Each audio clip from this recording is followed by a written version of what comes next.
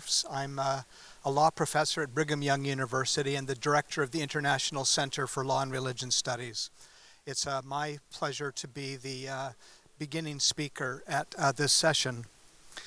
The session title is Communities in the Connected Age, Belonging, Resilience, and Digital Identity. As I was thinking about this title, it occurred to me that we could actually change every word of this title, and it might better describe the moment in which we find ourselves. Because we don't find ourselves in a moment where communities are thriving. We find ourselves in a moment where individuals seem to be on the ascendant, where communities are in crisis, where we hear a lot about fragmentation and the crisis of loneliness. What about the connected age? We hear a lot about this being an age of isolation, an age of disconnection. We hear about being alone together, where we sit at the same table, but we are each on our own devices. What about the part of the title that comes after the colon? Is this an age of belonging, or is it an age of estrangement? Estrangement from family, from community, an age where children go no contact from their parents. Consider resilience. Do we live in an era of resilience, or is it an era of fragility, an era when mental health crises are more frequent than ever before, where academic accommodations for students are more numerous than they've ever been before, and where deaths of despair are at heightened levels? And consider digital identity. We read daily about identity theft. We live in an age of deep fakes and privacy violations, and we live in an era when we are shifting from identity to likeness, and we have people worried about, so worried about their likeness that they are trying to copyright their likeness because they're worried about it being stolen. And so the title of our panel is actually very significant, because this is something that we're worried about. We're worried about how do we create communities, how do we create a connected age, how do we strive for belonging, resilience, and preserving our identities. About 10 years ago, when my children were in junior high, they loved a television program called Stranger Things. And in that program, there was a parallel universe called The Upside Down. And when I look at this title, sometimes I think we live in a parallel universe of the Upside Down as well. In my brief time here with you this morning, I would like to emphasize the importance of two related concepts that I believe can help us create and sustain communities in the digital age, communities of belonging and resilience. The first concept is human dignity of all people. This is the idea that all human beings are of equal moral worth. This moral worth is neither given nor taken by the state. It is a moral worth that we have simply by virtue of being human. For those of us who belong to the Abrahamic faiths, this comes from our belief that we are all created in the image of God. But this is a belief that is common to all faiths, those that are non-Abrahamic as well as those that are from the Abrahamic traditions. And it is also common to secular moralities as well. The second idea that I would like to talk about is a little bit less familiar, and it is the idea of moral proximity. Moral proximity is the heightened moral obligation we have towards those who are close to us. Moral proximity can take many different forms. It can be those who are physically close, those who are nearby, who are in particular need of help, those who are relationally close to us, such as family, friends, and neighbors, those who are socially close to us, such as members of our own community, and those who are emotionally close to us, those whose stories we know and understand. The idea of moral proximity is illustrated in the very familiar parable of the Good Samaritan, as recounted in the New Testament book of Luke, chapter 10, verses 25 through 37. This is a familiar story, and it raises the question, who is my neighbor? You'll recall it well. A man is attacked by thieves and left for dead by the roadside. A priest and a Levite pass on the other side of the road without helping. A Samaritan, an outcast, stops and cares for him. Why does he do this? Well, for one, he understands the importance of physical proximity, the importance of caring for those in need who are near at hand. But he also understands the expansive idea of who counts as a neighbor. He understands something about the universal dignity of even the stranger or even the enemy. Now, what does this have to do with the digital age, the era of social media? In the era of social media, we experience what might be called the proximity paradox. Everything is equally present.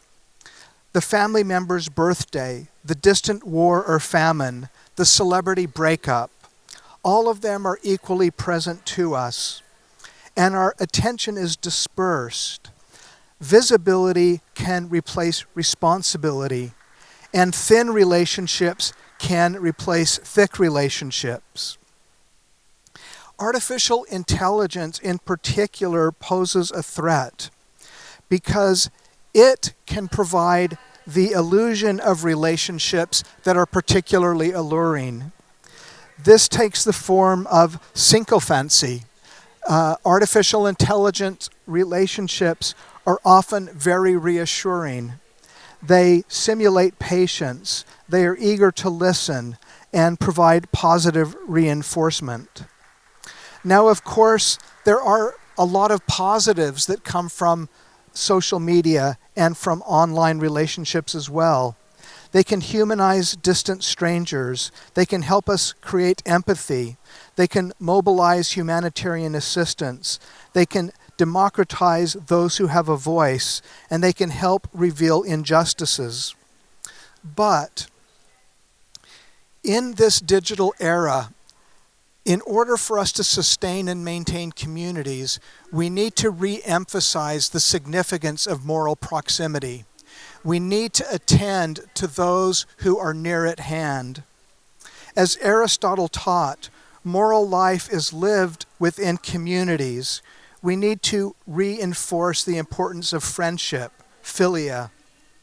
Confucius taught that proximity-based moral frameworks are very important. Obligations radiate outward, beginning with family, extended family, community, and then to the state and to all humanity. Even Adam Smith, who's famous for his teachings on market economy, in his theory of moral sentiments, explained that sympathy is strongest for suffering that is nearby and visible. And Emmanuel Levinas explained the importance of encounter with other persons and the significance of seeing the face of the others. In this time of online communication, it is especially important for us to have in-person encounters like we're having here today. Opportunities to look each other in the face, to see each other deeply, and to listen to each other carefully. This is the antidote. This is how we will build communities of resilience. This is how we will deepen our relationships. It is in personal encounters. It is in putting down our devices. It is in looking at each other in the eye. It is in seeing each other's faces. It is in listening to each other's voices. We must seek these types of opportunities. one of the things that COVID taught us is that the online opportunities for communication are important, but they cannot replace the need for actual human connection. We need to seek opportunities for moral proximity. This, together with understanding the universal human dignity of all people at all times and in all places, I believe is the two things that we need to keep in mind. They're like two weights on a scale. The universal on the one hand and the proximate on the other. And we must be able to do both of these things together. It's a little bit like the skill of looking through bifocal lenses. We must be able to do both the distant vision and the up close. And we need to maintain the ability to navigate these simultaneously and to be able to move skillfully between the intimate and the universal. Thank you.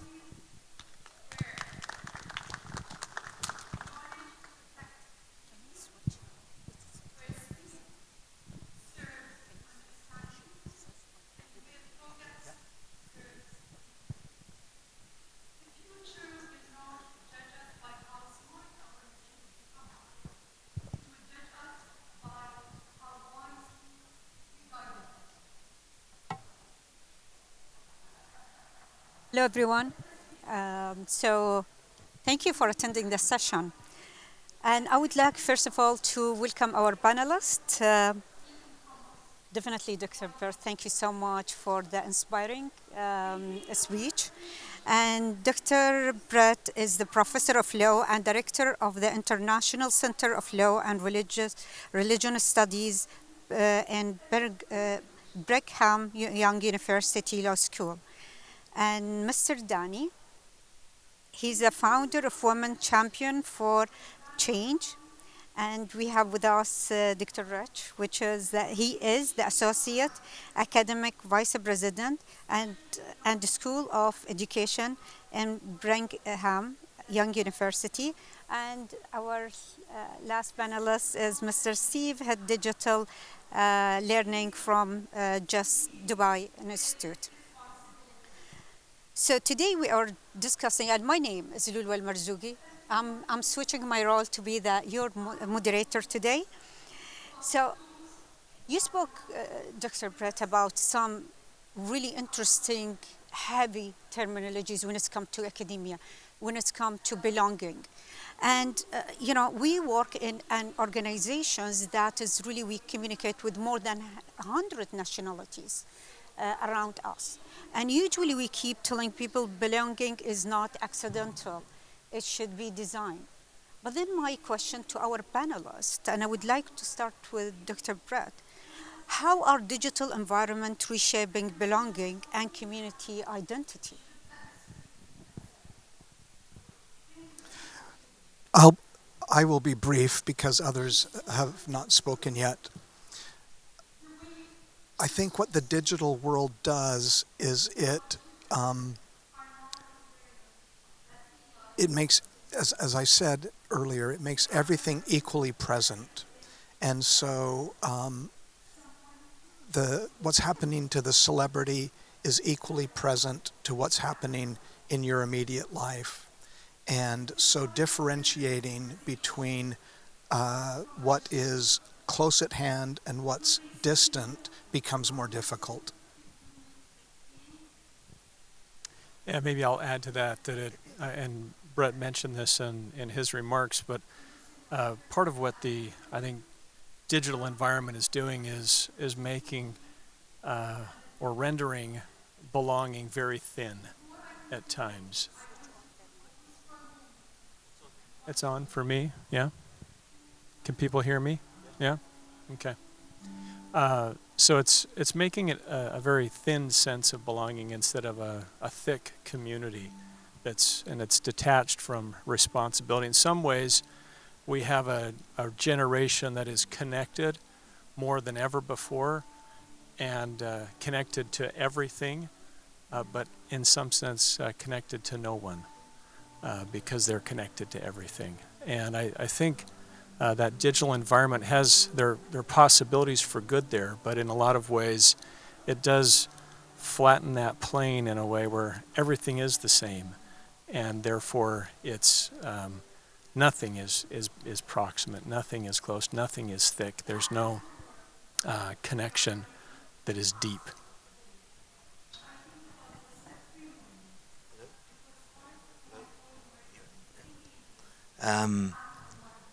Well, my main background is sport. And sport is really a platform of getting together. And I think, although with sport you have connection. And that's not the same as belonging. Sport builds, when you show up, you go to training, you trust each other, you have responsibility, you have teamwork.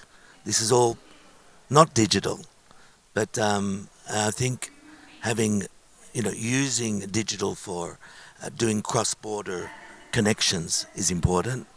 But I really believe that something like sport can overcome those issues when it comes to connecting with people. Hello, can you hear me? How about now? Yeah? Right. Good morning, everyone, and apologies to my fellow panelists for being slightly late. I was sitting over there waiting to be told where to go. So sorry about that. Yeah, I mean, it's crazy, isn't it? I actually started this academic year delivering a keynote presentation called Piloting Through Paradox, and I think paradox is what a lot of kids these days are growing up in. They are at once closer to the world and more connected to the global community through digital platforms, but at the same time more isolated from their local community. Geography is not what dictates how you find your tribe anymore. Like when I was a kid, who I was friends with depended on who lived in close enough proximity that I could reach them on my bike, and that's not the case anymore. These days, we don't ask. It's not as relevant a question anymore. Where are you from? Where do you live? It's more like, are you on Insta? And a kid's more likely to find their tribe, find their community through a Discord server than they are through who lives 2 streets away. And I think for me, and you'll probably hear me repeat this through some of the questions, and it echoes what was being said during those brilliant opening speeches, bringing the values of the real world into the digital world is the absolute crux of what needs to happen, because we can try and restrict and we can try and limit the amount of time that the current generation spend on digital platforms, but the more that you restrict, the more that you're pushing them towards secrecy and ways around things. Thank you. So my second question is related to resilience. What factors contribute to build resilience in digital age?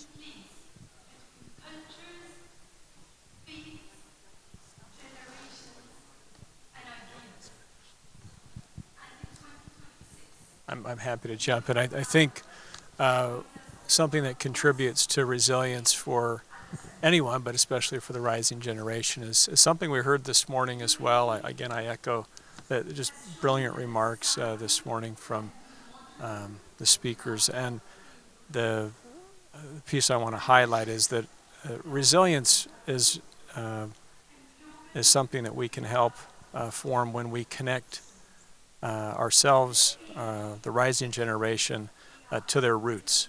To be resilient in a storm, to be resilient when the rains come or the winds blow, you need to be rooted. And so connecting that rising generation especially to their roots, who they are, their culture, their traditions, to families, that's where those values are formed, and they have a rootedness that allows for them to be strong when challenging times hit, to be resilient. Yeah, I want to say I'm actually president of the Israeli Paralympic Committee. And these days, the last couple of years, there are a lot of disabled soldiers and people. And the big issue is resilience. and how they can overcome these obstacles. So when you see these Paralympians, you know, they're just incredible, and with one leg or doing things, you know, extraordinarily. And I think when it comes to resilience, you have to have those challenges. And it's so easy in the digital age not to have those challenges, just to sit back and keep looking at your screen. And I think, you know, having the basis of understanding that other people, role models, like these Paralympians, can really show the way of how to be resilient without the digital age. Just to pick up on that, I've done some study of the concept of deliberative practice, and it's basically this cyclical idea of practicing, performing, evaluation, and you do it in a cycle of practice, performance, evaluation. Think of learning the piano or a sport, and it's how you develop expertise. And I think that the age of AI poses a real threat to the development of the skills of expertise that deliberative practice requires. And so each of us in our own lives and in our children's lives and our grandchildren's lives need to seek opportunities, activities where deliberative practice is going to be necessary, where you can't substitute the shortcuts of online living or artificial intelligence for what deliberative practice requires, because I think that is how resilience is developed, is through that experience of deliberative practice. And it could be ballet, it could be a Paralympian, it could be a sport, but it could be an academic discipline. But I think that the moment we're in, a lot of people are not experiencing what used to be very common, which was that experience of deliberative practice. 100%, and from the education perspective, from my perspective, what Brett's talking about is cognitive offload and the impact on neuroplasticity, the ability to develop skills through repetition and failure and repeated failure. And this, it's interesting, over the last 2 years where at JES, where we've developed our award-winning AI curriculum and AI policy and AI strategy, the thread that we were very conscious of from the start was the impact of AI on academic integrity.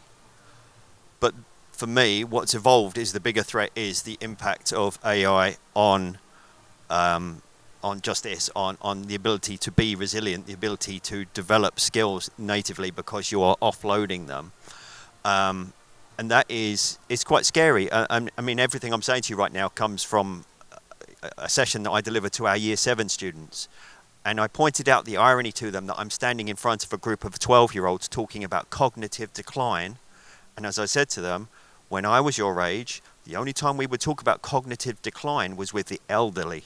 And we are now talking about cognitive decline with teenagers. There's something seriously wrong about that.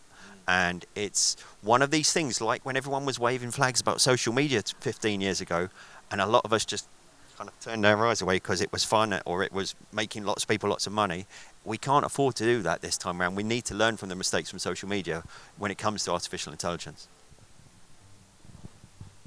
So, reality, I also believe, we need to prepare our students and our community before they get into any platform, to know who they are, what their values are.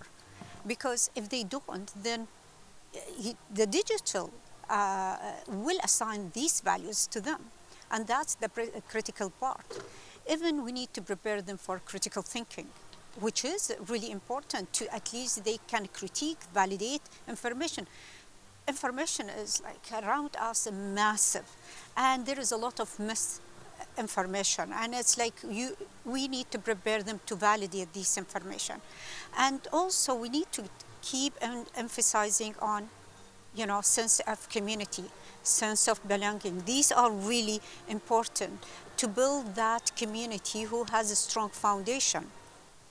Well, that will lead me to ask a question related to values and adaptation. How can families and institutions preserve values while adapting to digital identities? I can go if you want. Go ahead, yeah. Okay, so so this year at Jess, probably my most successful project at the school. For those that don't know Jess is 50 this year. We are one of the oldest international schools in the country, top 50 IB school in the world, very, very well known, very well respected school, and I'm blessed to be head of digital learning, and now I'm head of AI. It's in my job title now, head of AI and digital innovation. But the most impactful and amazing project that I've led this year was something called the Digital Ambassadors Program. So Jess has these 6 core values, and the 6 core values are respect, care, integrity, excellence, curiosity, and commitment. And those 6 core values underpin everything. Everything from when we wrote the AI policy, it underpins this. They are all over the school. They are ingrained in the kids from the youngest of ages. So I took the existing digital leadership program and reinvented it in a fully gamified way, because I was trying to create something that I knew would resonate with the modern kids. So they complete missions, they earn experience points, XP, just like in a PlayStation game. They earn XP, they rank up through different ranks, but all of the missions are aligned to the 6 core values. So there are missions to do with being respectful online, with digital integrity, identifying ways that AI can be misused, being committed to a respectful digital lifestyle, things like that. And for me, and all of this is hosted through a Microsoft Teams that is skinned in a way that feels like a Discord server.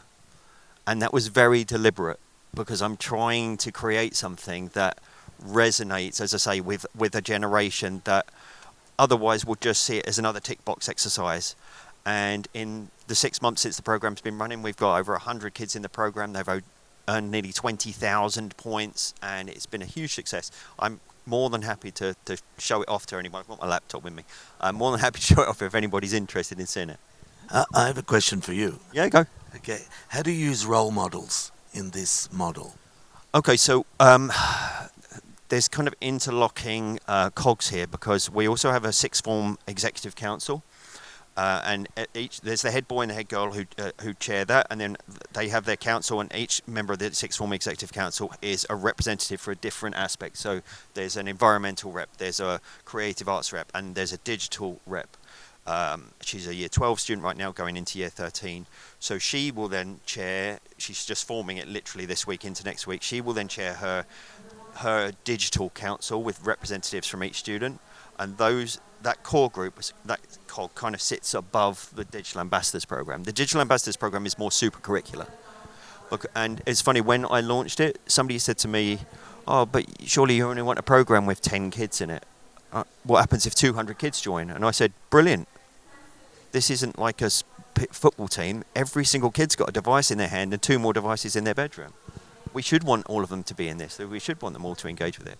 But the role modeling comes then from both from that executive, that council group above, led by the 6th former, and then the way that the students within the program can role model. So, for example, we've just launched the June missions, and the commitment mission is convince your teacher to put a piece of one of your previous missions on the wall in your classroom. So you see? Can I jump in on this one? My background's in philosophy of education. I study moral education and character education, but the philosophy part makes me the person at the dinner party who puts everybody to sleep. So I hope I don't bore you with this. But in preparation, as I read the questions for this conference, I remembered a text that I read. It's from 40 years ago. It's a speech that was given by an educational philosopher.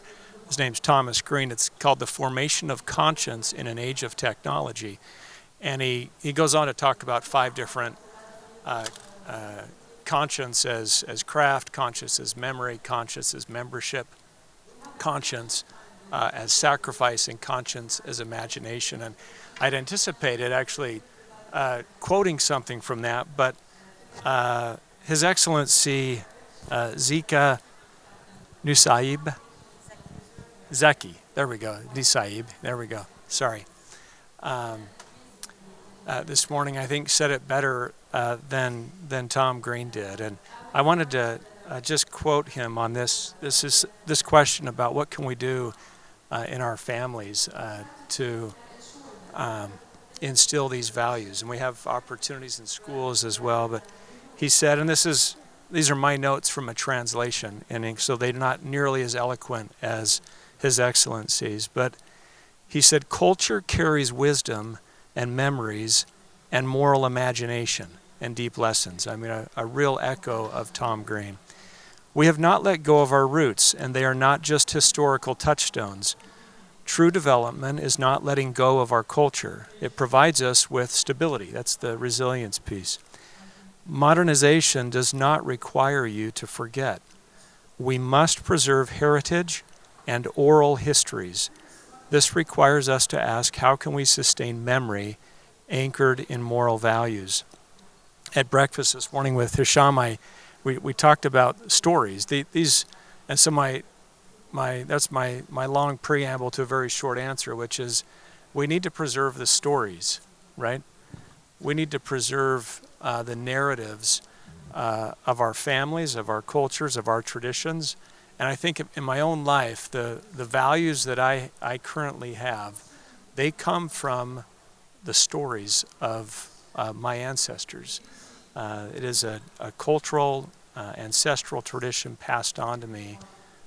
And I know those people. In our scriptural tradition, we see that we want our hearts to turn, the hearts of the fathers to turn to the children, the hearts of the children to turn to the fathers. And in that spirit, we're able to sustain real values, real virtues. Thank you so much. And that will encourage me to shift a bit and ask Brett about, let's talk about the education system and how the education system around the world is preparing the young generation for digital hybrid communities. One thing that AI is going to do, and that digital learning is going to do, is it's going to have an incredible democratizing effect. Everyone is going to have access to really high quality instruction and high quality information, high quality tutoring, for example.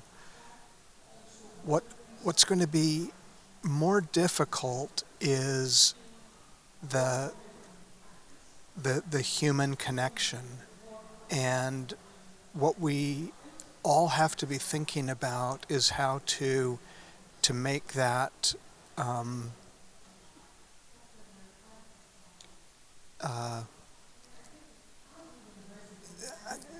balance isn't quite the right word, but how to harmonize the powerful tools that we have at our disposal with the need for the proximate.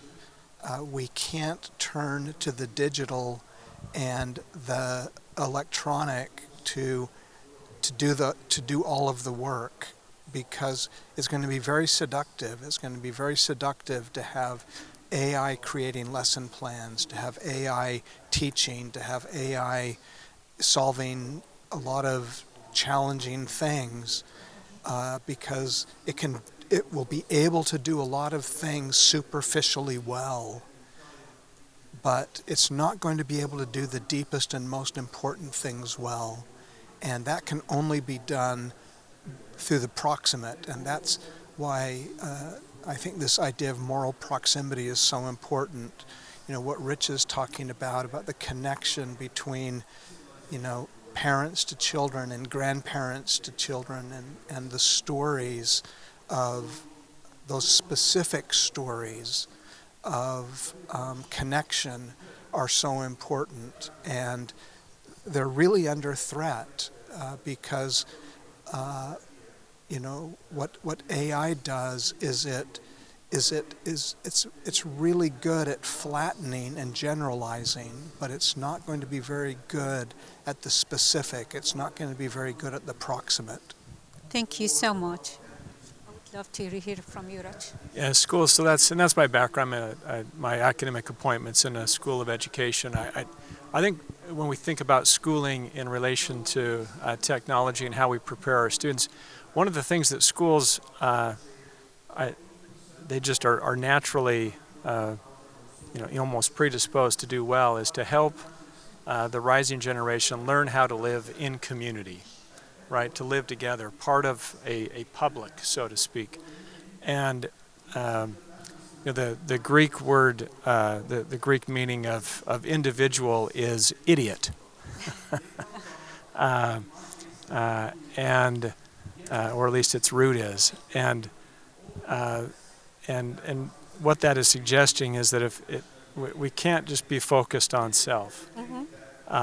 That's what social media is really good at. It actually is suggesting that it actually pushes us out into a community, but it's again very thin in its connectivity. And so the school is a great place for children, for youth to learn how to live together in community and to teach those values that allow them to do that well.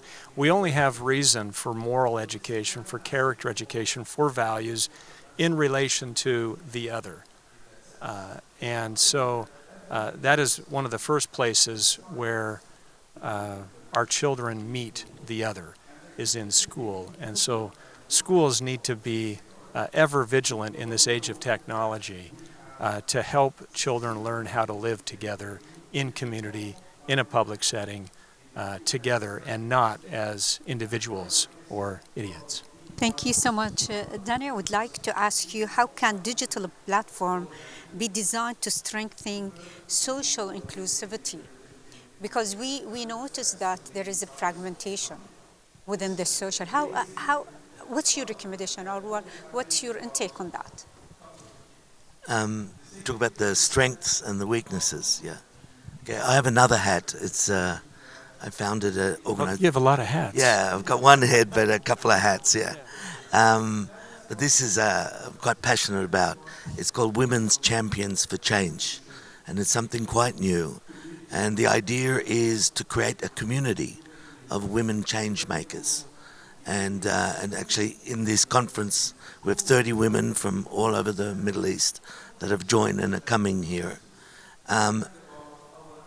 The fact that, you know, the issue with AI and getting people together, the danger, as we know, is how people are individuals and they don't want to collaborate or cooperate. They're doing everything for themselves.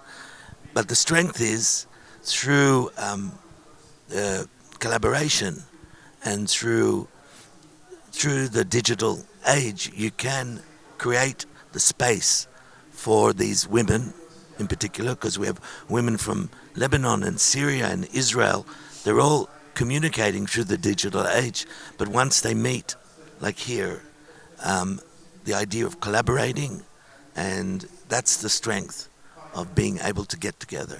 Thank you so much. And since actually as an educator, this is so hard to me to conclude this session, because I'm really enjoying, you know, all these thoughts. I will ask the panelists just to conclude with one thought.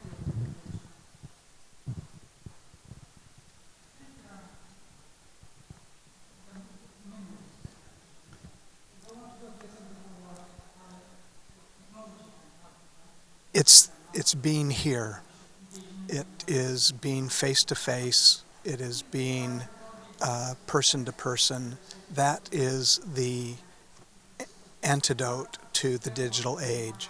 It is being certain that we continue to gather, that we continue to listen to each other, that we continue to look into each other's eyes, to see each other deeply, and to listen to each other carefully. the proximate is really important. It is important to be present where we are, at the dinner table with our children, in the classroom with our students.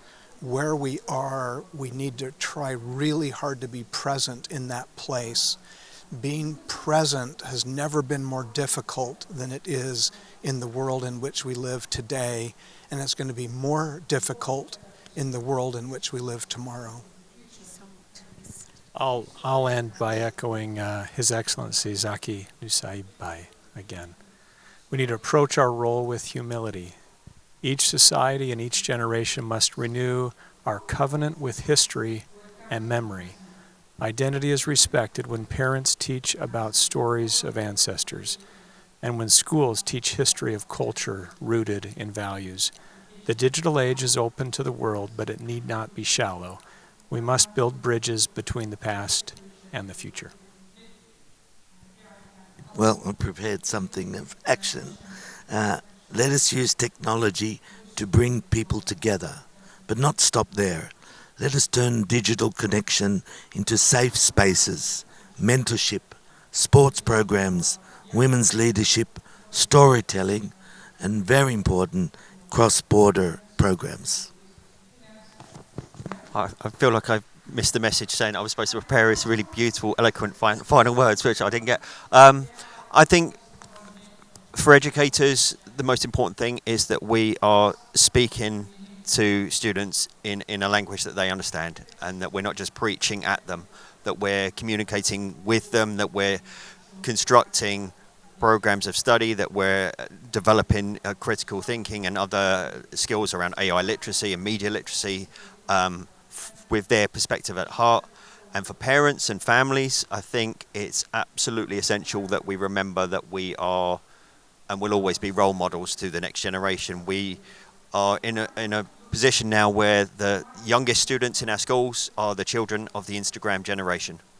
They are the children of parents who sit prawning, as it's called, just sitting there laying on their back, scrolling, moving their thumb as much as their kids do. And you cannot expect a child to listen to you say one thing whilst you are on the phone during dinner or not doing anything apart from watching TV all the time. So about from the home perspective, from the school perspective, comes back to values and bringing values into the digital world, both in what we say but also in what we do. Thank you. I would like to thank the panelists, and I would like to thank our audience. Thank you. Thank you.